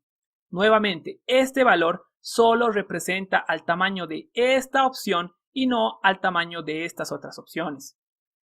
Si el valor encontrado en este campo tamaño de opciones no es un múltiplo de 4 bytes, se tiene que utilizar el padding para llegar al múltiplo de 4 bytes. En este caso, esta opción está finalizando en un múltiplo de 4 bytes. Lo propio con esta opción. En este último caso, las opciones no están finalizando en un múltiplo de 4 bytes, por lo tanto se está utilizando el padding de TCP para que llegue al múltiplo de 4 bytes. Si quieren ver la lista completa de todas las posibles opciones que se pueden intercambiar, las pueden ver en nuestro sitio web. Acá tenemos la página ya abierta. Ingresan al blog y al post en el cual estamos hablando del tamaño máximo del segmento. Le hacen clic y acá tenemos. Todas estas son las opciones que se pueden intercambiar. Obviamente no vamos a desarrollar todas esas. Sin embargo, vamos a hablar de las más importantes. Esta tabla también la pueden obtener en la página de IANA. Vayamos entonces a la primera opción denominada EOL, End of Option List. Esta opción no lleva el campo Options Length, tamaño de opciones, ni tampoco este campo Option Data. Por lo tanto, todo este campo de opciones es de un tamaño de 1 byte. En este campo Option Kind, para diferenciar que se trata de una opción EOL, encontramos el valor de 0. Esta opción nos indica que ya no existen más opciones en el header TCP a ser procesadas. Solo se utiliza esta opción si el tamaño del resto de las opciones no termina en un número de byte múltiplo de 4. Y si al añadir esta opción no se logra llegar al múltiplo de 4, pues se utiliza el campo padding del header TCP para llegar al múltiplo de 4. No se utiliza mucho esta opción EOL al existir esta siguiente opción que vamos a analizar, NOP, No Operation. Esta segunda opción lleva en el campo Option Kind un valor de 1 para diferenciar que se trata de una opción No Operation. Tampoco lleva estos datos de tamaño de opciones ni estos datos que corresponden a la opción. Entonces tenemos que nuevamente toda esta opción No Operation tiene un tamaño de 1 byte. Esta opción se utiliza como un padding opcional para que la subsiguiente opción pueda comenzar en un límite de 4 bytes. Con este campo ya eliminaríamos la necesidad del campo padding del header TCP. Sin embargo, no todas las implementaciones de TCP utilizan este valor opcional de No Operation. Vamos a ver la utilidad de este campo en acción cuando analicemos el intercambio de opciones en Wireshark. Finalmente pasemos a la opción que más nos interesa, es denominada MSS o tamaño máximo de segmento. Esta opción se intercambia en el primer segmento sin y sin ACK del establecimiento de la conexión. Recuerda que cuando un host está construyendo, se está comunicando con otra computadora, acá tenemos a nuestra computadora, genera datos, ¿no es cierto? Estos datos son colocados en un buffer y de ahí TCP agarra una cantidad de datos y los coloca en su segmento, en la porción de datos del segmento. La pregunta es esta: ¿cómo sabe TCP qué cantidad de datos debe colocar en su segmento? ¿Cómo sabe si debe colocar 1 byte, 2 bytes, 10, 100, 1000 bytes? ¿Cómo sabe TCP ese valor, esa cantidad de bytes que debe colocar en esta sección de datos? Ese valor está definido por el MSS. El MSS son los datos de aplicación que se encuentran en el segmento TCP. No incluye el header TCP. Los dos dispositivos finales que se comunican tienen que ponerse de acuerdo en el tamaño máximo de los datos del segmento que están dispuestos a recibir. Cada computadora envía su valor de MSS que está dispuesto a recibir y procesar. Sin embargo, seguimos con la pregunta de qué tamaño debería ser el MSS. Consideremos ambos extremos. Un tamaño muy grande de MSS y un tamaño pequeño de MSS tienen un impacto directo en el rendimiento de la red. Si elegimos un MSS pequeño, la utilización de la red es pobre. Supongamos que elegimos un MSS de 10 bytes, tenemos 10 bytes acá. Pues solamente acá en el header tenemos 20 bytes. Por lo tanto, cada segmento que enviamos lleva 10 bytes de datos y 20 bytes de control. Obviamente no es óptimo. Por el otro lado, ¿qué pasa si elegimos un tamaño muy grande de MSS? Un tamaño grande de MSS nos proporciona un segmento grande, que obviamente va a provocar que tengamos paquetes IPs grandes. Recuerda el concepto de encapsulación. Ahora, ¿qué pasa cuando tenemos paquetes IP muy grandes? Pues estos pueden ser fragmentados debido al MTU.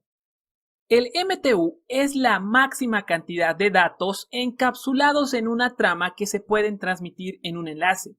Las diferentes tecnologías de capa 2 tienen su propio MTU. La lista de los diferentes valores de MTU también te la proporcionamos en nuestra página. Entonces, a medida que un paquete se envía en la red, puede atravesar diferentes tecnologías de capa 2. Supongamos que nosotros nos encontramos en Sudamérica y queremos enviar un paquete hasta Europa. Tenemos que atravesar muchos enlaces. Puede ser que nuestro paquete atraviese un enlace Ethernet, de ahí entre a un enlace ATM, de ahí a un enlace inalámbrico tal vez, y de ahí nuevamente a un enlace Ethernet. Entonces, las diferentes tecnologías tienen sus propios valores de MTU. Supongamos este caso, acá nuestro diagrama. Esta computadora quiere enviar un paquete a esta otra computadora. El primer enlace es un enlace Ethernet, tiene un MTU de 1500 bytes. Cuando el paquete llegue a esta parte del enlace, entrará a una tecnología X25. Estamos poniendo como ejemplo X25, ya nadie utiliza, es solo a modo de ejemplo. Y este enlace, cuando el paquete llegue a este enlace, tendrá un MTU de 1500 bytes, ya que se trata de un enlace Ethernet. ¿Qué significa todo esto? Si el paquete que enviamos, en este caso, es de 4000 bytes, y el MTU de la interfase por la cual se va a enviar ese paquete es menor, entonces ese paquete va a ser fragmentado por superar el límite del MTU de la interfase. En este caso el MTU es 1500 y el paquete es de 4000 bytes. Por lo tanto, no se puede enviar ese paquete así entero por esta interfase y por lo tanto se fragmenta ese paquete IP. El proceso de fragmentación merece otro video completamente diferente. Ahora, seguramente ustedes me dirán, ¿cuál es el problema en que se segmenten los paquetes? Supongamos que nuestro paquete de 4000 bytes se ha segmentado en tres partes, 1500 una parte, 1500 el fragmento 2 y 1000 bytes el fragmento 3. Ahora sí pueden enviarse esos paquetes por la red, ya que no son mayores al MTU. Esos paquetes se envían por la red y aquí, cuando los paquetes intenten salir por esta interfase, nuevamente van a ser fragmentados, ya que son mayores al MTU de 576 bytes. Entonces, este fragmento se va a volver a subdividir en tres fragmentos. Este otro fragmento 2 nuevamente en tres fragmentos y este otro se fragmentará en dos. Sin embargo, el problema no es ese, el problema no es que se fragmente la información. El problema es que los fragmentos de manera individual no tienen los mecanismos que le permite a TCP realizar la confiabilidad en la transmisión. Es decir, que un fragmento individual no puede, esta computadora no puede mandar un ACK de un fragmento. No existen los mecanismos para que esta computadora pueda hacerlo. Ni tampoco esta computadora puede enviar de manera individual un fragmento que se perdió en la red.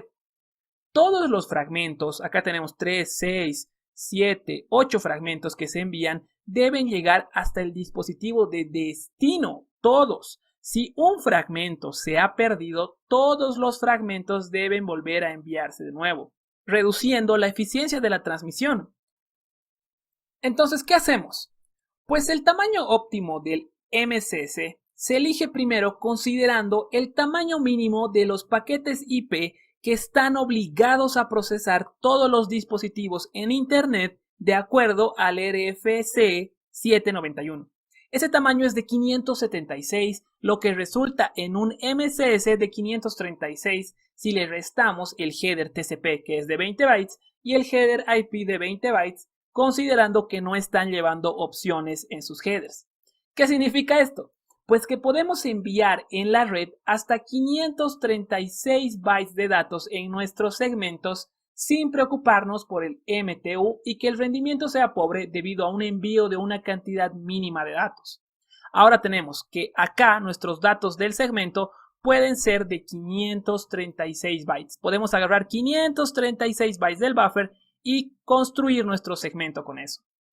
Sin embargo, 536 bytes de datos no es un valor ideal, considerando que los MTUs de las diferentes tecnologías de capa 2 son mayores a ese valor. La mayoría de las tecnologías de capa 2 tiene un MTU mucho mayor a 536.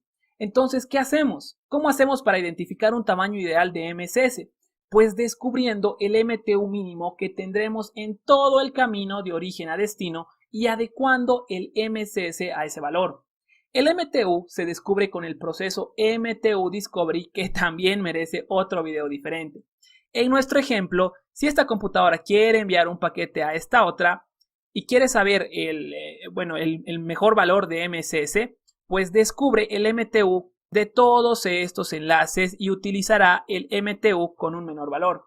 En este caso, descubre que el MTU menor en todo el trayecto de origen a destino es de 576, por lo cual adecua su MCS a ese valor. Hoy en día todos utilizamos Ethernet, por lo tanto es muy común que el MCS que encuentren hoy en día sea de 1460, 1500 bytes el MTU de Ethernet, menos 20 bytes del header TCP y menos 20 bytes del header IP. Una última aclaración que tal vez no la puse muy en claro. Cuando esta computadora construye sus segmentos y supongamos que ha definido un MCS de 536, ese MCS que tiene esta computadora no es el MCS que va a utilizar para la construcción de sus segmentos, es el MCS que está dispuesto a recibir. Es decir, ese valor de MCS se envía a la computadora de destino y esta computadora de destino debe construir los segmentos en base a ese valor de 536. Esta computadora recién construirá sus segmentos con 536, los enviará y esta computadora sí aceptará esos segmentos con un MCS de 536.